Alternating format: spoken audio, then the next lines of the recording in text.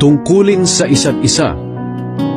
Huwag kayong mananatiling may utang kanino man, maliban sa utang ng pagmamahalan. Sapagkat ang nagmamahal sa kapwa ay tumutupad sa kautusan. Ang mga kautusan, huwag kang mangangalunya, huwag kang papatay, huwag kang magnanakaw, huwag kang mag-iimbot. At ang iba pang mga utos ay napapaloob sa iisang utos. Mahalin mo ang iyong kapwa, gaya ng pagmamahal mo sa iyong sarili. Ang taong nagmamahal ay hindi gumagawa ng masama sa kanyang kapwa. Kaya kung nagmamahalan tayo, tinutupad natin ang buong kautusan. Dapat ninyong gawin ito dahil alam ninyong panahon na para gumising kayo. Sapagkat mas malapit na ngayon ang oras ng ating kaligtasan kaysa noong una.